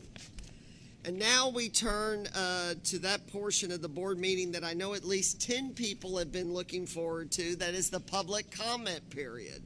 For public comments on issues within the jurisdiction of the board but not posted on the agenda, 10 registration cards were received by board staff prior to the established deadline. Today's comment time is set at 3 minutes per individual. A red light on the timer in front of me will notify each presenter when the time is expired, but you'll get a yellow light 30 seconds before that to let you know that your 3 minutes is coming up. During this comment period, speakers' comments must remain pertinent to issues under the jurisdiction of the board. If I sense a deviation, I will interrupt and notify the speaker of such. Continued deviation will be considered disruptive conduct. If an individual registered to speak is not present when first called upon, his or her name will be called once more following any other registered speakers. If he or she are not present at that point, he or she will forfeit their right to speak. Board members and agency staff may ask questions for clarification purposes only. However, a discussion of the topic cannot take place due to requirements of the Texas Open Meetings Act. Regarding conduct and decorum, if I determine a presenter or spectator is being disruptive, they will be asked to immediately cease or leave the building, and if necessary, be escorted out. Our presenters are going to be in this order, so let me, and I apologize in advance if I do not get your names right, but these are going to be the order of the presenters. Jimmy Dunn, Francis Vaughn, Yancy Balderez, Salandria Foster, Heather Rutherford Small, Francis Silney Baugh, Angie Agabetas, Catherine Bonin, Sonia, and Gloria Ruback. So our first presenter is Jimmy Dunn, wanting to speak about reform of solitary confinement. Come on up, Mr. Dunn. Tell me when you're ready and we'll start your 3 minutes.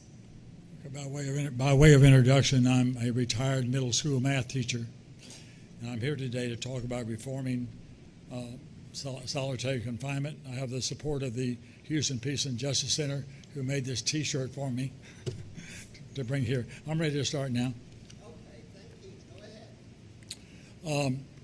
We recommend that all inmates in solitary confinement have an independent review every 60 days to determine if the inmate stays in solitary or is transferred to the general prison population.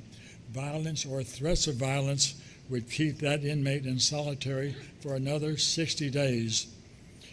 I am motivated by a New York Times article in February titled 27 Years in Solitary and a Plea for Help. It says that Dennis Hope, 53, has spent 27 years in solitary in a Texas prison cell that measures 9 by 6 feet, smaller than a compact parking place. He suffers from depression and paranoia and fears that he is going insane. I have written a letter to him at the Ellis Unit in Huntsville and have received a reply. Texas is a leader in the use of prolonged solitary confinement. More than 500 prisoners have served more than 10 years in solitary, and 138 have served more than 20 years. I was shocked that so many inmates have spent 5, 10, and more than 20 years living in tiny rooms in near total isolation with virtually no contact with other human beings. This is a very depressing and horrible way to treat our fellow human beings. Senator John Whitmire, I'm sure you know, who's chairman of the Texas Criminal Justice Committee, said this: I've been concerned about their overusing administrative segregation for years.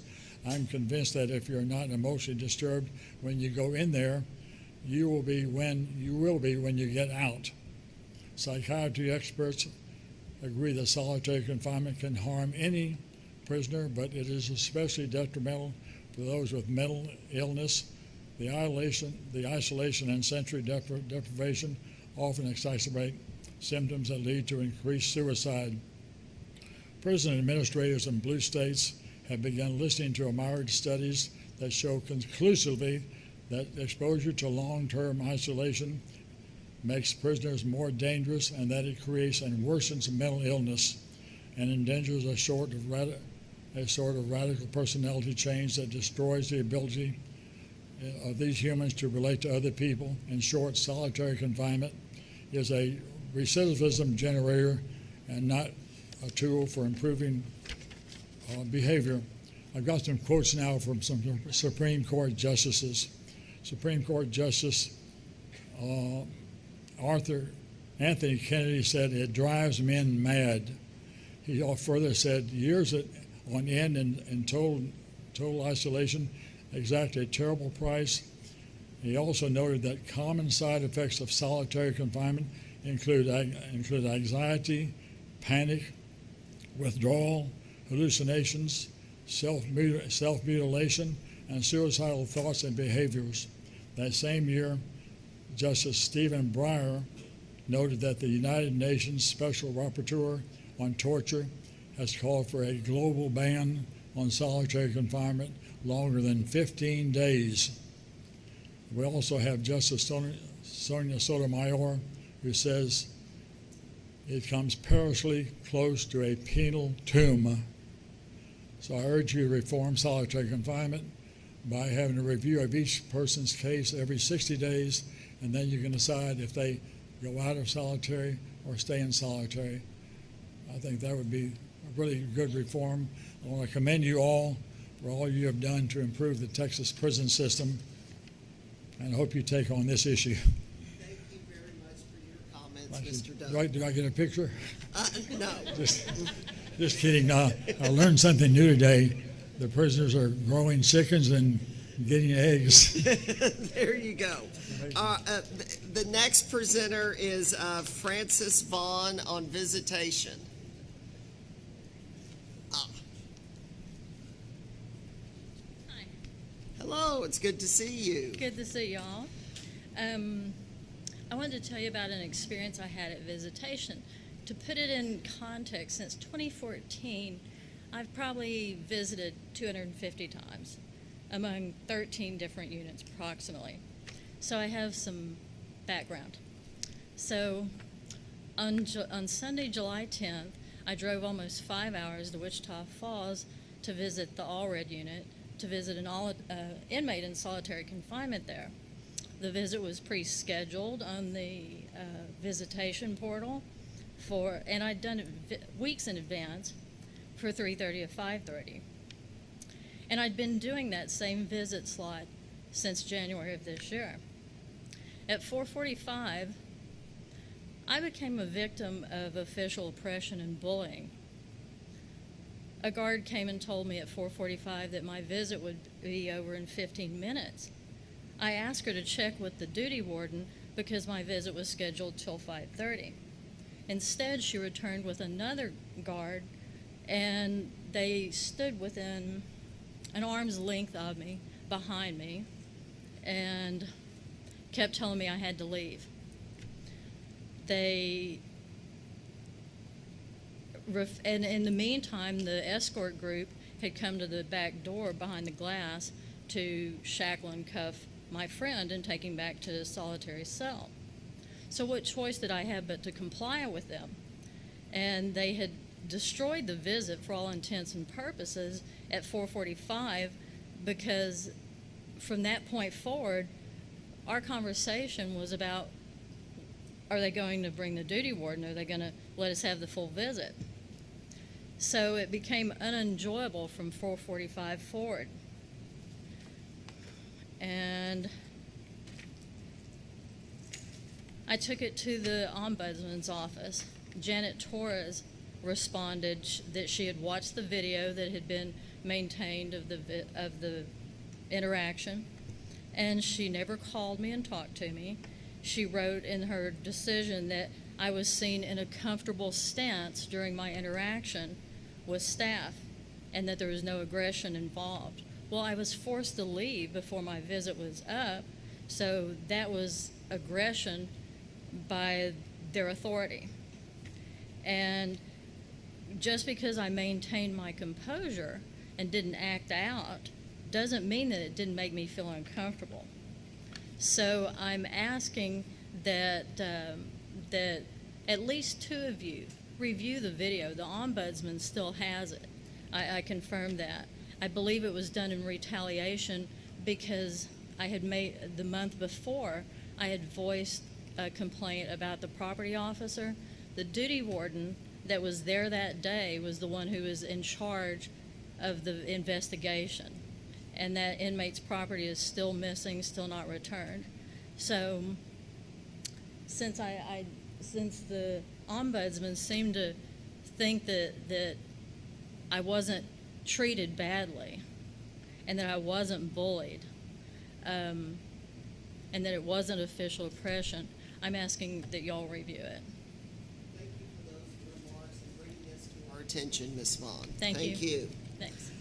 Next is Yancy Balderas on mental health services at Polunsky.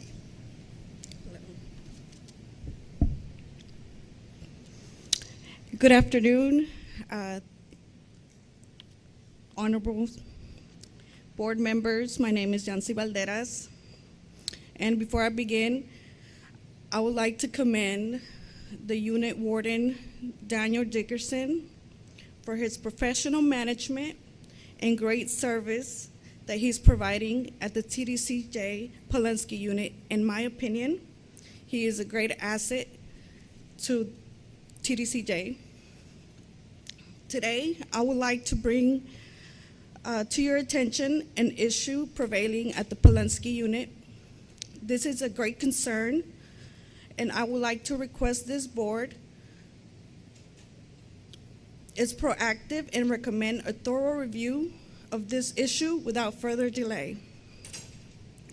Although medical services provided by the Pulaski unit and supported by UTMB as published in the TDCJ website seems reasonable, but it's based on the feedback of death row men through visitors, suggests that mental health services on death row inmates is inadequate.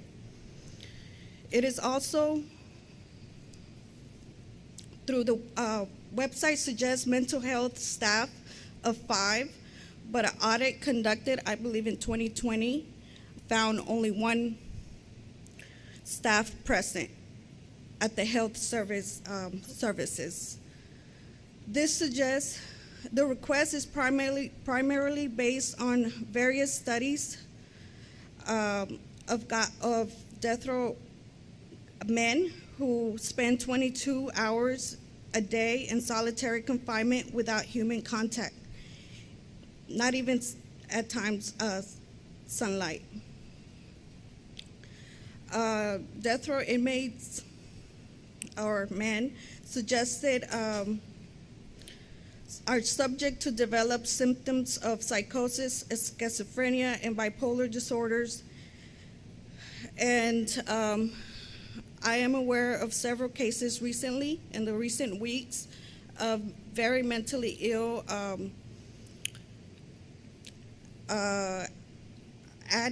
AG-SEG guys who are being mixed with death row. And they are so mentally ill to the point of they're living in feces. And that's not, a good for anyone around.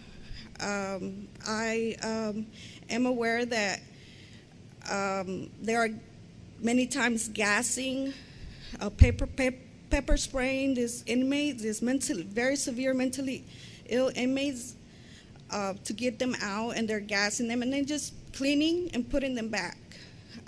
It is my opinion that maybe more should be done in that area, and to prevent more deterioration in the mental health of others around. So this is, I'm asking, just please consider looking into these issues. And as the doctor mentioned earlier, we are in great need of psychiatrists. We know this, and especially for those people who are living decades in solitary confinement. Thank you. Thank you for bringing this to our attention, Ms. Balderas. Thank you. Next is Salandria Foster, who will speak about administrative lockup at Cofield. Ms. Foster? I see you. That's all right. Take your time. Good afternoon, Mr. Collier, Mr. Chairman, and my members of the board. I do want to thank you for allowing me this opportunity to speak. I know that we're allowed 3 minutes. I promise you this will be short. And before I do begin, I do want to, my comments are not in reflection of the warden at the Cofield unit. Mr. Garcia is he's wonderful. He's an asset. So this is in no reflection of his duties. So I do want to talk about ALU, which is a housing area administrative lockup or alternate living unit. This housing unit only has 12 cells, and I don't believe they are fully occupied at this time. But there's a lack of rehabilitative services in ALU. Also specifically issues with the visitation schedule, little to no phone access, and just no access to other programs. In the research that I've done, it's 25 pages, other restrictive housing areas are offered certain rehabilitative programs, but the ALU area is not offered any. The research shows that the offenses committed by those offenders in ALU are no different from those in general population, or death row even, for that matter, or any other restrictive housing areas. However, there's no time limit for these men to be housed in that area. There's a gentleman, he's been back there 18 years. No contact with family, no phone calls, nothing. He has no one. The visitation, the schedule, I'm asking that you look into the schedule for visitation. My research shows that it's been changed several times. The schedule is either Tuesdays and Thursdays between 1 and 5. For people who work, it's a deterrent, basically, for offenders who have children. Now that the summer is over, school is back in session, so they're not able to visit unless they miss school or it's a holiday, and the holiday would have to fall on the visitation schedule. Also, is just that you have to use vacation time, PTO, or sick time. So in addition to the visitation disparities, there's an issue, again, with the phone calls, because they're not generally allowed phone calls. When they are able to call, it's very sporadic. So they may get 1 10-minute call every 2 to 3 months. It's for individuals who are housed in such a deprived area. You have to have rank, so no regular CO can go in this area. You cannot remove an individual from back there for visitation. You have to be a sergeant or something. So for a unit that is very low staffed, that provides an issue as well.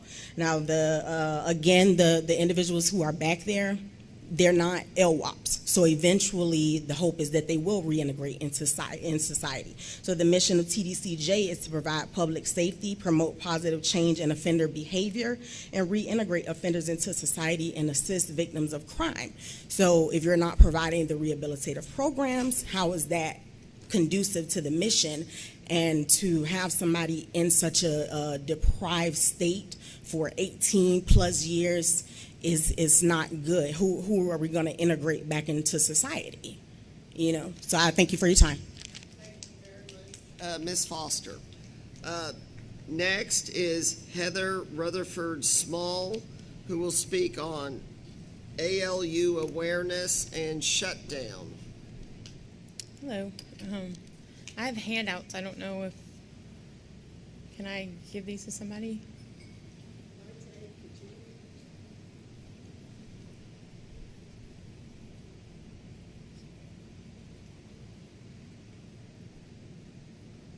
There's 12. Thank you. So I'm here to bring awareness to what ALU is. Ms. Foster just spoke on it. I'll give you a little bit more information. It's a form of restrictive housing that is used to house prisoners who are deemed assaultive and escape risks according to a 2021 PREA audit. It's a very secretive area, so much so that in a recent FOIA request, the TDCJ's response was that they don't have any terminology known as ALU with clear meaning. So it was, and they also said that the term was specifically ambiguous. However, in the 2021 PREA audit that was found on the TDCJ website and was conducted at the Cofield unit, ALU is detailed and abbreviated within the audit. It is described as being a housing area that houses offenders who are considered to be escape risks and assaultive. This is very subjective because there's no clearly defined difference between those housed in ALU and those in other housing areas such as ADSEG and other restrictive housings. Like Ms. Foster had said, it can house up to 12 people. We're not sure that it's full or not.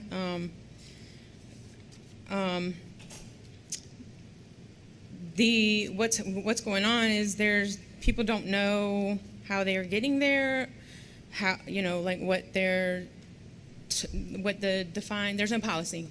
Basically, there's no policy governing this area. People don't know what to expect, how they can get out. from research that I've done, it looks like the way that people are getting out is by hurting themselves, hurting others, or hurting staff members. That's not safe. That's not a good idea.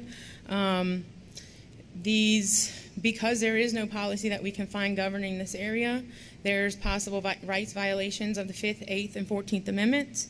It's cruel and unusual punishment, and there are people there who have not had a hearing. So there's basically having a pre-hearing detention. And TBCJ policy, you have 10 days to house someone. You can extend it for an additional 10 to make it 20 days. But there's people that's been there for 18 years. So the main concern is, what's the policy on this? It's not fair area that we can understand, how to help people rehabilitate so that they can get out and join general population or back into society at some point. Most of them will return back to society.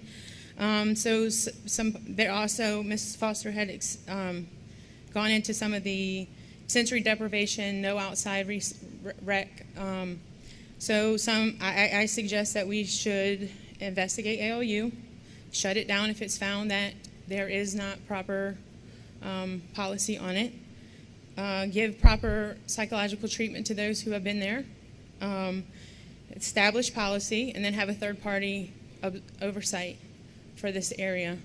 In light of recent news events with the escaped inmate who was a classic case who should have been there, it's obvious it's not doing what it was designed to do, because had not that been the case, then 5 people might still be alive today.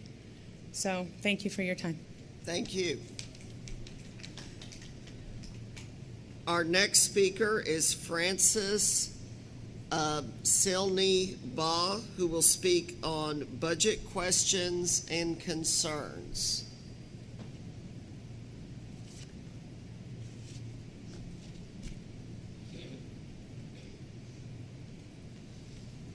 Good afternoon. Hello.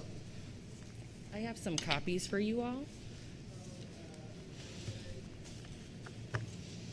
Thank you.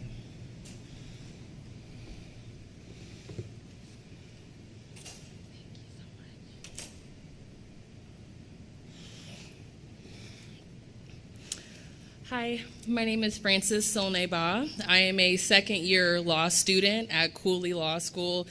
Formerly was living in Houston, Texas, but I'm here today to talk about the budget with you all.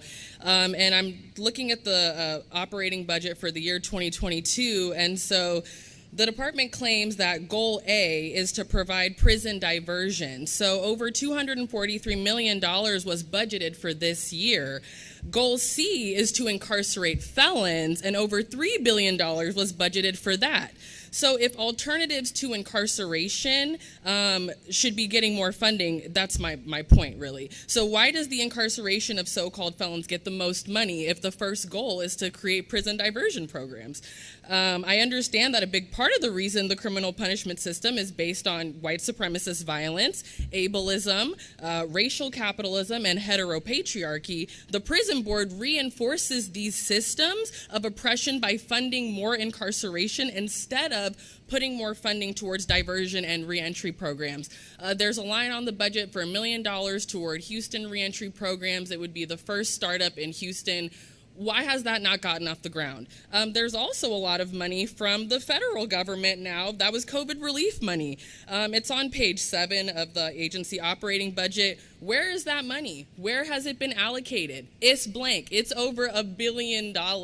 So as constituents of the state of Texas, it's our right to know where that money is going, especially considering that this was such an unprecedented event regarding the pandemic. So that money should be going back to actually help staff. It should be going to increase wages if that's something that you guys want to do, but it also should be going to building more reentry programs and the prison alternative programs. So the budget is heavily skewed towards incarcerating felons rather than funding more prison diversion programs.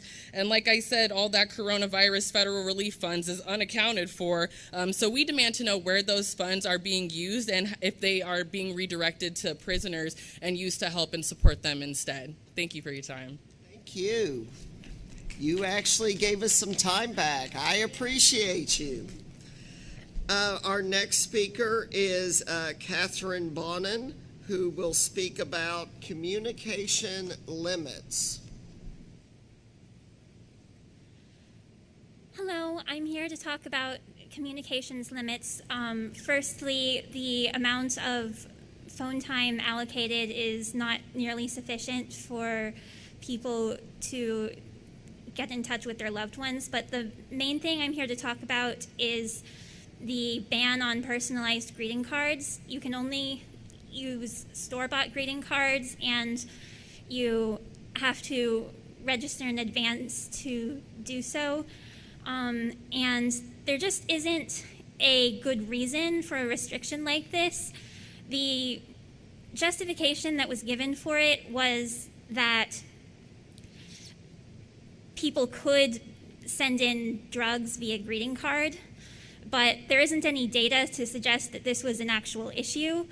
In fact, I was looking at an article from the Marshall Project written in 2020, and it said that less than 0.5% of greeting cards were flagged as containing suspicious substances, but also things like perfume had been flagged as suspicious substances too, so it's not clear how many, if any, were actually containing drugs.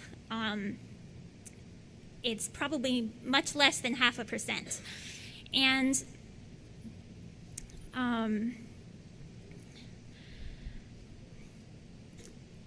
furthermore, as to the drugs issue,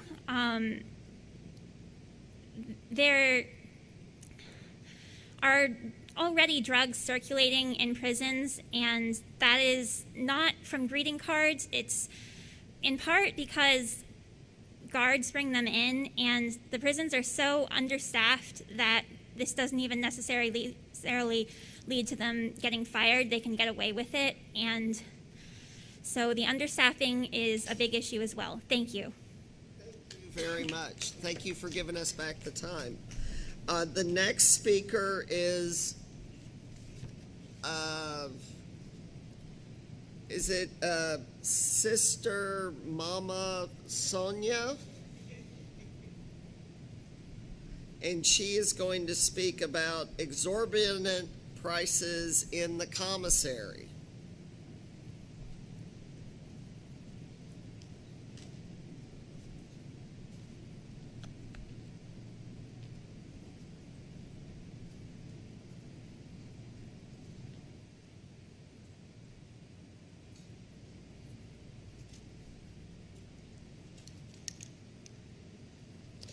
Greetings. Listen to them, don't abuse them. Please take care of them. We hope you really care about them. Today I come to you on behalf of the humankind, my incarcerated brothers and sisters, who are treated in Texas while incarcerated like no other. The humankind who are locked up deserve to be treated like the human beings they are. The humankind are worked like slaves, enslaved, getting no compensation for their work or anything that they made. Many come from impoverished backgrounds or families with little or no money to send to take care of their basic needs. The exorbitant prices in the commissary makes no sense because they are so high. They can't afford and are deprived of so many goods that are necessary. You know, like toothpaste, deodorant, soap. You know, like foods that are fresh, not outdated in the machine. You know, like if the machines take your money, you can't get reimbursed right away. Just because our sisters and brothers are locked up, does that mean they should be treated inhumanely like no other? Imagine watching others eating food from the commissary while you couldn't afford to buy anything because your family couldn't send you any money and you were really hungry. Imagine paying $300 for a typewriter, an outdated piece of equipment. Money that is poorly spent is not money that we really want. Imagine seeing the prices double for goods across the board, yet the quality didn't improve that much. Should the basic need of eating be taken away? Do what's right. If you have it in your being, if you have it inside, if you care for our people, do what's right and use your caring insight and use your powers to make sure our humankind, my brothers and my sisters, are treated. Your brothers and your sisters, their brothers and their sisters are treated with respect and dignity, so they will be successful when they become free. Listen to them, listen to us, listen to them, listen to us. Don't abuse them, always respect them. We hope you really care about us. Thank you, and thank you for the 30 seconds. The last speaker is Gloria Ruback, who will be speaking on diabetes among prisoners.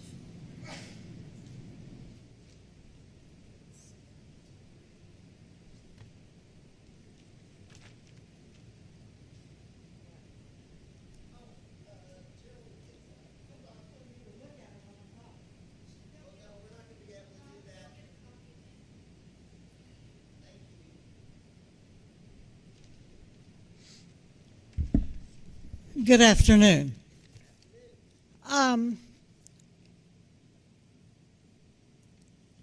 There about 5% of the people in TDC have diabetes.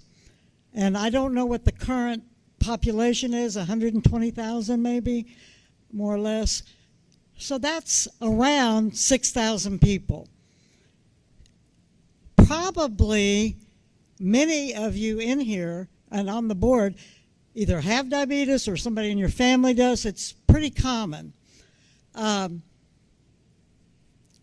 want to say that people with diabetes in correctional facilities like TBCJ should receive the care that meets national standards. And what I gave to Miss Whatever is from the American Diabetes Association, and it's called Diabetes Management in Correctional Institutions. I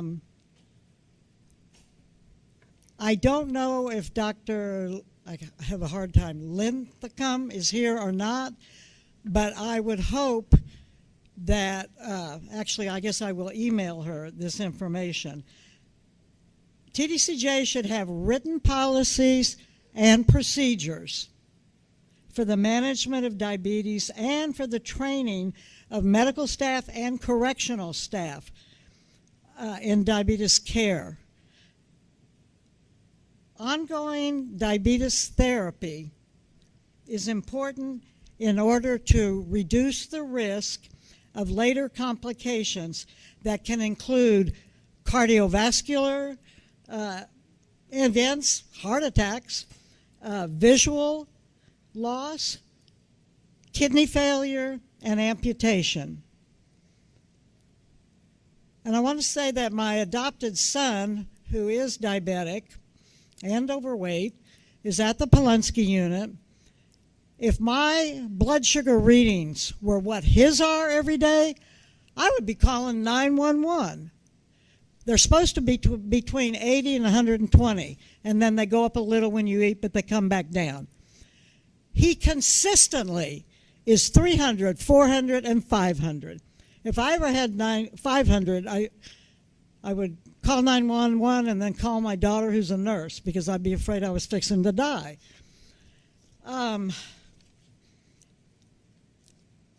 According to y'all's webpage, the Health Services Division, their mission is to ensure health care services are provided to the incarcerated people, access to care, monitoring the quality of care, investigating medical grievances, and conducting reviews of healthcare services in all the TDCJ units. Ideally, prisoners should get care from doctors, nurses, mental health professionals, and dietitians. I know this doesn't happen. In fact, my question is, why isn't there even a diabetes plate or tray or whatever they're called? white rice, white potatoes, white pasta, white bread is going to kill people with diabetes, period. And I'm diabetic. I know a lot about this. I really recommend that y'all order Dr. Linthicum to have the correctional staff trained to monitor this, to check it. What good is my son's, they check his blood sugar several times a day, but what good is it if they won't give him the proper medication? And also, last time they told me, well, he orders sweets from the commissary. Well, anybody that's diabetic knows if you get hyper, low blood sugar, you need to eat a candy bar or some candy or whatever. So anyway, this is a critical problem. I think they don't even do an A1C check, which I get done every 3 months.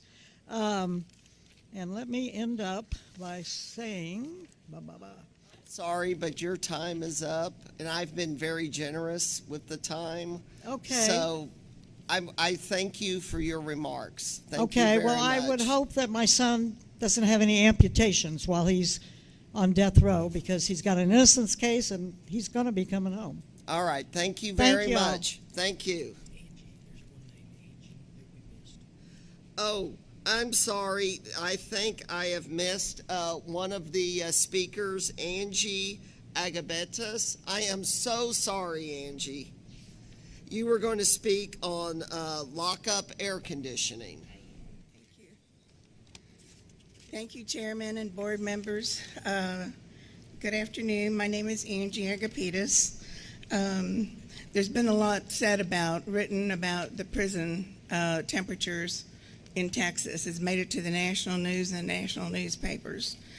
And I had read that the legislature has given $300 million, or allocated $300 million in appropriations through 2009. But it's slated to get hotter every year. Every decade it gets hotter. Every year it's hotter. The hottest days on record are the last 7 years. And it's slated. I've seen a graph how they're projecting these different models that it's going to go up. And inmates and your guards are also suffering that. And I understand that some guards have had to get treatment when they're overcome. Texas is one of 13 states that does not have universal air conditioning, and only 30% are air conditioned. For the $300 million that's going to be allocated through 2029, that's 10 a year. But for those inmates that are in there long term, those buildings contain steel and concrete that holds the heat. So it's hotter inside the prison than outside. And I'm asking that you step that up, because it's going to be that schedule of through 2009, but it's allocation requests, appropriations requests that you make to the legislature. This could kill some of them. It will certainly degrade their health over time. Some inmates say they faint regularly. And what happens to the body when it's overcome with heat? Heat waves kill more people annually in the U.S. than hurricanes, lightning, tornadoes, floods, and earthquakes combined. The capillaries dilate to bring the blood to the surface to cool off. And if there's no air conditioning and if it's humid, the body has a harder time doing that. The blood doesn't cool down, and the result, the body's core temperature increases, triggering a series of emergency protocols. Heartbeat goes up 10 times a minute, and there's a racing pulse, excessive sweating. That's the beginning of heat exhaustion. Anyway, I'm asking if, the weather forecasters and scientists project that it's going to be hotter. It's going to be hotter, and that you not wait till 2029 to do something. If the prison system gets $4 billion a year, you said, there certainly is something that can be done. Just please air condition them more. Thank you. And thank you all who presented today. Your comments have been noted and recorded. And now I would like to thank all of you for coming here today and remind you that the next meeting of the Texas Board of Criminal Justice will be Friday, October 14th, 2022 in Fort Worth, Texas. There being no further business, the 224th meeting of the Texas Board of Criminal Justice is now adjourned. It is 3:38. Thank you.